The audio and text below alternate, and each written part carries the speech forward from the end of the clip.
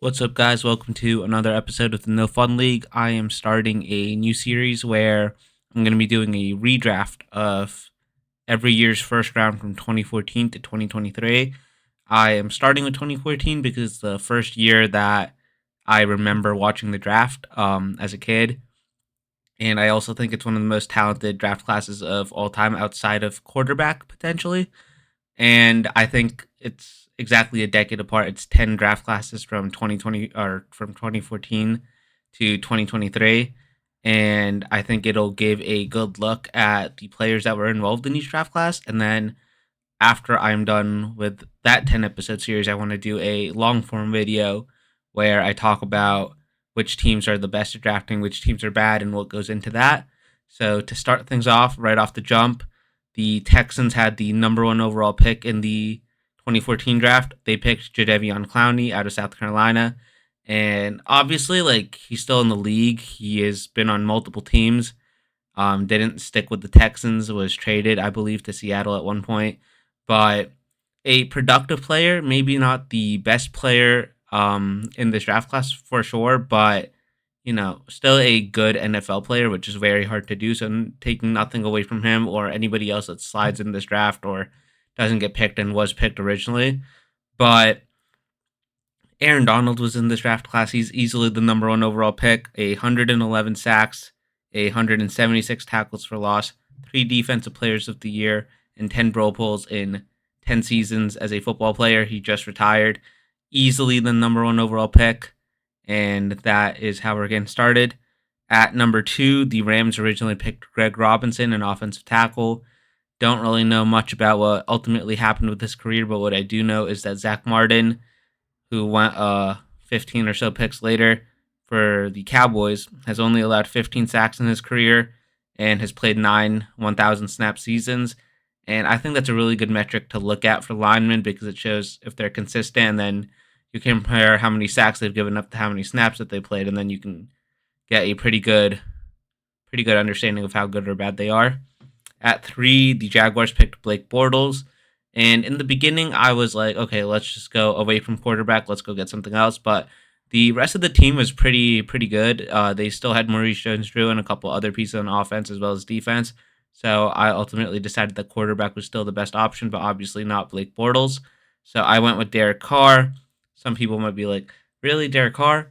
But 39,000 yards, 242 touchdowns, 107 interceptions. And in his career, he has 34 game winning drives, my bad. And that is second in the league right now amongst active quarterbacks. And I just think that he is an overlooked player overall in history. The new contract on his performance last year with the Saints doesn't really help perception right now. But overall, I think he's a good quarterback. Hall of Fame worthy? Probably not. Doesn't really have a Super Bowl. Didn't really have an MVP season. Finished third in voting in 2016 when he broke his leg towards the end of the season, unfortunately. But still a good player. And the Jaguars team with the pieces that they added later on, maybe they beat New England in the championship game and go to the Super Bowl against the Eagles. At 4, the Bills picked Sammy Watkins, a receiver out of Clemson. I have them taking Devontae Adams. Sammy Watkins is a good role player. He's not Devontae Adams. 11,000 yards, 103 touchdowns. Nothing else really has to be said about that pick.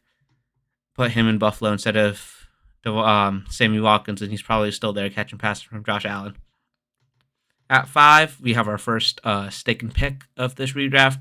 The Raiders drafted Khalil Mack. I have them taking Khalil Mack again. 101.5 sacks, 136 tackles for loss, and 30 forced fumbles in his career. And one of the best defensive plays that I think I've seen. He's playing his first game in Chicago against Green Bay. Green Bay has a backup quarterback in, and he literally just rips the ball from his hand, takes it in for a touchdown. Really good player. Obviously, should be a Hall of Famer in my book, and the Raiders get him at 5 again. At 6, the Falcons picked Jake Matthews. I have them taking him again. Not the Trent Williams of offensive lineman, but 9,000 snap seasons, 45 sacks given up. Really consistent, good player, still starting for them today, and they have one of the best lines in the league. So they're sticking and picking. At 7, the Bucks picked Mike Evans. Once again, another stick and pick. 10 straight 1,000-yard seasons, no matter who the quarterback is, Jameis Winston, Tom Brady, Baker Mayfield, and whoever else has been on the Bucs. And 99 touchdowns. Hopefully gets his 100th this season coming up. But once again, really consistent, really good player that most people won't realize because he's not the flashiest guy, but phenomenal football player. At 8, the Cleveland Browns, who had 2 first-round picks in this draft class and wasted both of them in real life. They picked Justin Gilbert at 8. I have them taking C.J. Mosley, stealing him from a division rival, basically, from the Ravens, who did draft him, also in the first round. 674 tackles in 10 years. It's pretty fucking good. 55 tackles for loss and 40 QB hits.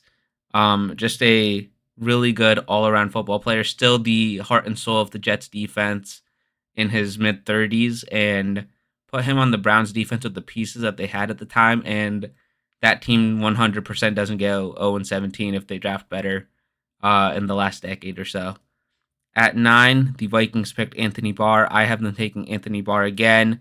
Once again, a guy that is overlooked. He was a first round pick, but like he's not really considered one of the best linebackers in recent memory or anything like that. But 5 interceptions, 8 forced fumbles, 371 tackles, 41 tackles for loss. Just a nose for the football, guy that made plays, still playing in the league today. And once again, a really good, consistent football player. At 10, the Lions picked Eric Ebron. Like I said, this is the first draft that I remember watching. I really wanted him. I'd seen highlights. I wasn't watching film at that time or reading a mock draft or anything like that. But I really wanted the Giants to get him. He proposed to his girlfriend at the Empire State Building the day of the draft. So it was just like a cool story and everything. And I thought it would be cool if he played in New York. The Lions ultimately ended up taking him. I'm very happy that the Giants didn't take him in this draft and he didn't fall there. But while he was a consistent tight end for a little bit, he struggled with drops a lot in Detroit. I have them taking Joel Bitonio once again. The two metrics that I think matter: 21 sacks allowed, 8,000 snap seasons. Consistent offensive linemen are really hard to find in the NFL, as I know very well as a Giants fan. We still haven't put together a decent offensive line since 2011, and the Lions take the first step to becoming a dynasty or not a dynasty, but a really good team. Once again, not being the basement dweller of the NFC North by taking Joe Bitonio. At 11, the Titans picked Taylor Lewan. Once again, another stick and pick situation. Only 28 sacks allowed, but he only had 1,000 snap season. I am going to not focus on what happened in these players' careers in terms of injury or off the field stuff, because I think if they're performing well, they deserve to be drafted high. Can't really control injuries, and in hindsight, you go to a different team, you're playing different opponents. There's a million different things that you can get into that are different than before. So who knows? He might not have to deal with injuries or anything like that. At 12, the Giants picked Odell Beckham Jr. I have them sticking and picking Odell Beckham Jr., one of my favorite players in recent Giants history. He started off his career with 3 straight 1,300-yard seasons with 10 touchdowns apiece in each season or more. Phenomenal start, and then injuries and other bullshit got in the way. But total in his career thus far, 8,200 yards, 61 touchdowns, and just signed with Miami. I think he's still capable of being a really good role player. Obviously, he's not a wide receiver one anymore. Injuries took a lot of the athleticism and explosiveness away, sadly, but just a really good football player. And at his peak, he was a top 3 receiver in the NFL, if not 2 or 1. At 13, the Rams originally picked Aaron Donald, one of the greatest defensive players of all time. In this redraft, I have been taking Shaq Barrett, a guy that went undrafted, and by playing barely any snaps in Denver before he really got his breakout by getting the contract in Tampa Bay, he still has amassed 66 sacks, 259 tackles, and 4 picks in his career. And in Denver, Von Miller was still there. DeMarcus Ware was there for a little bit after his Dallas career. So he didn't really have a lot of opportunity, but when he got it, he made the most of it. Tampa rewarded him with that contract, and he paid it off in spades, helped them win a Super Bowl. Really good player. At 14, the Bears picked Kyle Fuller. I have them taking Ryan Shazier. Like I said, we're not really including injuries and stuff in it. But in the 4 seasons or 3.5 seasons, because of the unfortunate injury he played, he had 202 tackles, 7 interceptions, and 7 forced fumbles. Just another big playmaking linebacker. The Steelers haven't been the same at that position since he had to retire.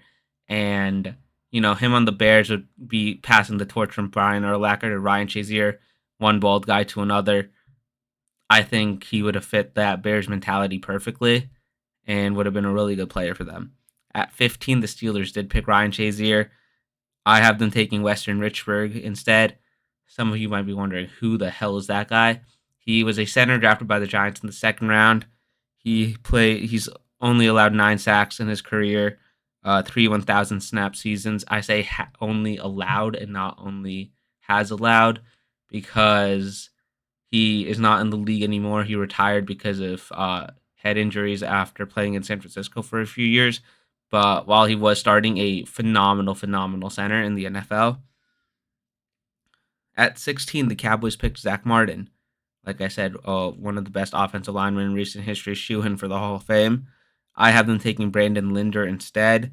He plays center and guard. He has played center and guard. 11 sacks allowed total in his career. Not a lot of seasons with a lot of snaps, but still a consistent, really good player, especially for a late round pick. At 8-17, the Ravens picked C.J. Mosley. Once again, he's already gone. I have them taking DeMarcus Lawrence. He went in the second round. I call him the Giants killer because he has perennially tortured every quarterback that's played for us, whether it's Eli, Daniel Jones, or whatever backups in there.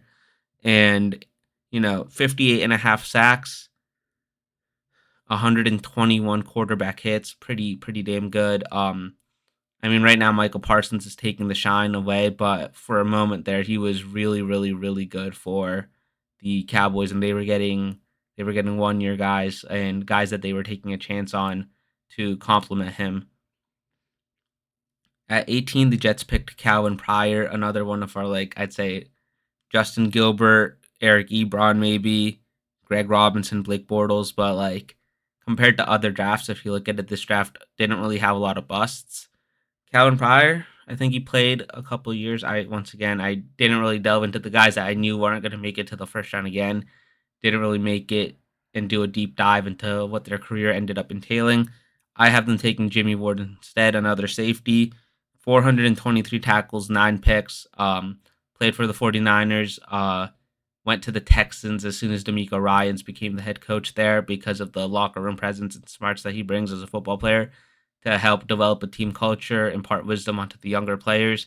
That's more of his role now, but once again, at his peak, really good football player, really solid, consistent starter for the 49ers during a lot of their playoff runs in the later half of his tenure there. At 19, the Dolphins picked Javon James. This is another team that struggled with offensive line for a long time in recent years, and I have them taking Andrew Norwell instead. Only 21 sacks allowed, 5,000 snap seasons, still playing in the NFL today. And, you start supplementing the offensive line. I believe Richie Incognito was 33, 34. I don't know if the 2014 draft was before or after the incidents with him happened, but just get another guy in there that's a really, really solid football player. At 20, the Saints took Brandon Cooks. I have them taking him again. He's been traded 4 times from the Saints to the Patriots to the Rams to the Texans to the Cowboys. Longest he stayed at the team was 3 years with the Saints, but still put up 57 touchdowns, 9,700 yards. Really consistent receiver. Was a wide receiver 1 for a couple of years. Has been more of a wide receiver 2 in recent years, but still performing really well. And a really consistent guy that, if the Saints kept, maybe they have more offensive success and the 2019 championship game doesn't come down to a missed pass interference call. At 21, the Packers picked Clinton Dix. I have them taking Jarvis Landry. Their wide receiving core at that time was mainly Jordy Nelson and James Jones. Randall Cobb hadn't really popped up onto the scene yet, and I think you put Jarvis Landry in there. The LSU receivers go in the first round together, and he's put up 8,000 yards, 40 touchdowns. He's trying out a rookie mini camp right now. I don't know what's wrong with the NFL. I don't know why he hasn't really gotten a shot the last 2 years, but once again, a guy that was consistently a really, really good player. And, that Packers offense with Jordy Nelson, James Jones, Jarvis Landry, and, you had some of the pieces that got drafted later on. Phenomenal offense. At 22, we have our one of the biggest draft misses of all time, one of the biggest what ifs of all time, Johnny Manziel. As the story goes, at 16 with the Cowboys, Jerry Jones really wanted Johnny Manziel, keep him in the state of Texas, the absolute star that he was in college, all of that. Other people in the room convinced him not to take him, which obviously ended up being a great decision for them, unfortunately, for me as a Giants fan. But I have the Browns taking Jimmy Garoppolo.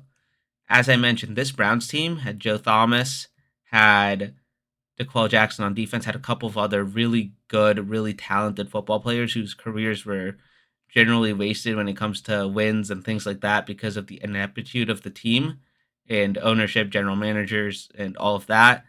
Jimmy Garoppolo, I have hated on him more times than most people. I truly don't understand what the Raiders were thinking last year, giving him all that money. And I have fought people saying that he's a good quarterback, all of that. Don't think quarterback wins is a real stat. So that takes away his biggest selling point. At the same time, this is a guy that has 98 touchdowns, 57 interceptions in his career. Didn't really start the first couple of years, which is why his numbers are a little low, and all the injuries, of course. But at the same time, put him on that Browns team surrounded by a good offensive line, decent receiving talent. Josh Gordon had his first year, had the 1,000-yard season. Maybe in this redo where Josh Gordon doesn't have all the issues that he had in his career and recognizes the talent that he had to play with. And just overall, Jimmy Garoppolo could have won games with that team. Once again, you add in CJ Mosley and Jimmy G, you probably don't go 0-16 a couple years later. At 23, the Chiefs ended up picking D Ford. I have them taking Jadeveon Clowney, first overall pick in real life. Like I said, was he the best player in this draft class? No. Has he lived up to the number one overall pick billing? Also no. But is he still a really good football player? Yes. 57, 57 sacks, 52 quarterback hits. Guy can get to the passer. Justin Houston was still playing in Kansas City at the time. Put a young Jadeveon Clowney opposite him, similar to J.J. Watt in Houston with what happened. He stays healthy. He contributes a little bit more, and you have a star on your hands. At 24, the Bengals picked Darqueze Dennard. I have them taking Corey Linsley instead. Another team that has perennially struggled with offensive line issues, especially in recent years with all the Burrow injuries. Corey Linsley, 5,000 snap seasons, 18 sacks allowed for a guy that I believe was picked in the 6th or 7th round. That's pretty damn good production, pretty good consistency as well. And you have your starting center for years to come. At 25, I had the Chargers pick Jason Verrett.